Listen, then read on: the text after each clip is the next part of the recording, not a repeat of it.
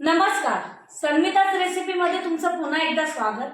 तर आज आपण पाहणार आहोत साबुदाणे वडे आणि त्याबरोबर लागणारी चटणी। तर चला मग साहित्य पाहूया। पाव किलो साबुदाणा मी रात्री भिजत घातला होता। 4 उकडलेले बटाटे, 1 वाटी शेंगदाण्याचं कूट, अर्धा चमचा मीठ, इथे मी अर्धा चमचा सेंधव मीठ घेतलाय। याऐवजी तुम्ही पूर्णही सेंधव मीठ वापरू शकता। अर्धा चमचा साखर, 1 चमचा जिरे, पाव चमचा काळे मिरे पूड, इथे मी अर्धा लिंबाचा रस घेतलाय। 5 हिरव्या मिरच्या मी मिक्सरला वाटून घेतल्या आहेत आणि कोथिंबीर। इथे आता मी परात घेतली आहे। परातीमध्ये आता हे भिजवलेले साबुदाणे घ्यायचे आणि आता हे उकडलेले बटाटे आपण यात कुस्करून घालायचे आहेत।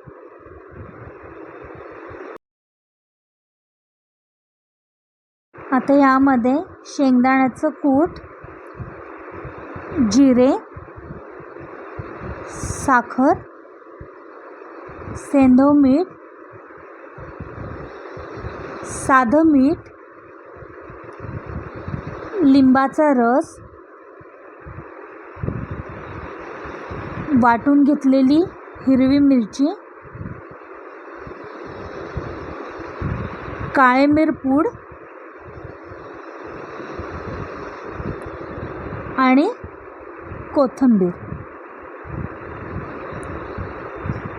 आता हे मिश्रण आपल्याला व्यवस्थित मिक्स करून घ्यायचं आहे, म्हणजे एकजीव करून घ्यायचं आहे। अशा प्रकारे पीठ मळून घ्यायचं आहे। साबुदाण्याचा गोळा घेतला आहे। तुम्हाला लहान मोठा वडा लागत असेल त्यानुसार तुम्ही गोळा घ्यायचा आहे।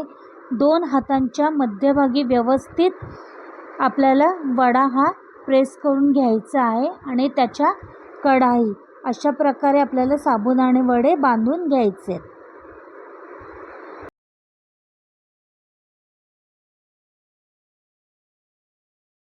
अजून एक दुसरा वडाही मी करून दाखवते। साबुदाण्याचा गोळा घेऊन व्यवस्थित आपल्याला त्याचा गोळा करून घ्यायचा आहे। दोन्ही हाताच्या मध्यभागी व्यवस्थित चपटा करून घ्यायचा आणि साईडच्या कडाही।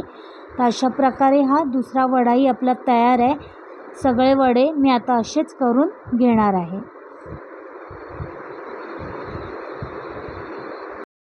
हे सगळे वडे माझे बांधून झालेले आहेत। तेल गरम झालेलं आहे। आता त्यात वडे सोडायचे आहेत। इथे मी गॅसची फ्लेम हायवरतीच ठेवलेली आहे आणि हे वडे नंतर 2 मिनिटांनी आपल्याला पलटून घ्यायचे आहेत।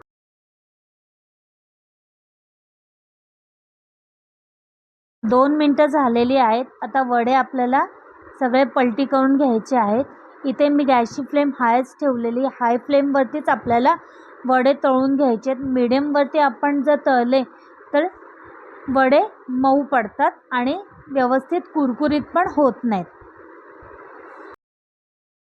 अशा पद्धतीने आपल्याला वडे तळून घ्यायचे आहेत, असे लालसर रंगावरती। मला इथे वडे तळायला 4 मिनिटं लागलेली आहेत।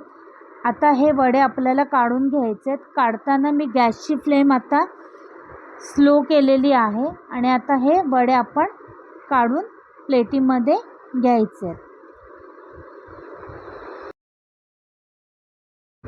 आता बाकीचे सगळे वडे मी असेच तळून घेणार आहे।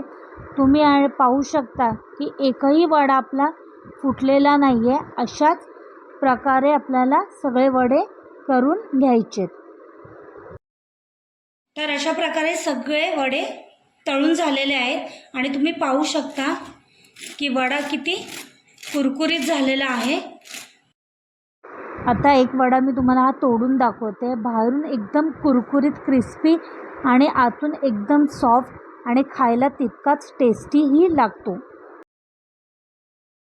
वड्याला लागणारी चटणी पाहू। इथे अर्धा वाटी तुकडे खोबरे, 1 मूठ कोथिंबीर, 5 हिरव्या मिरच्या, अर्धा चमचा साखर, अर्धा चमचा जिरे, अर्धा चमचा मीठ आणि अर्धी वाटी दही.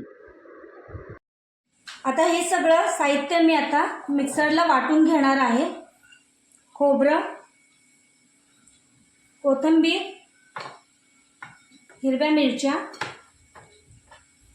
साखर, जिरं आणि मीठ. आता हे पाणी घालून मी मिक्सरला ह्याची चटणी वाटून घेणार आहे. मिक्सरच्या भांड्यामध्ये आता मी ओलं खोबऱ्याचे तुकडे, कोथिंबीर, मिरच्या, साखर, जिरं आणि मीठ, आता हे थोडं पाणी घालून आपल्याला मिक्सरला बारीक वाटून घ्यायचे. चटणी इथे वाटून झालेली आहे. आता या चटणीमध्ये मी अर्धा वाटी दही घालते. व्यवस्थित मिक्स करून घेऊ. या चटणीमध्ये दही घातल्याने चटणी खरंच खूप टेस्टी लागते.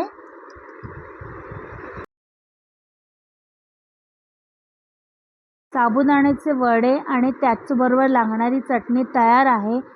तुम्हाला जर चटणी नसेल आवडत तर तुम्ही दह्याबरोबरही खाऊ शकता. आणि माझी रेसिपी कशी वाटली प्लीज मला कमेंट करा.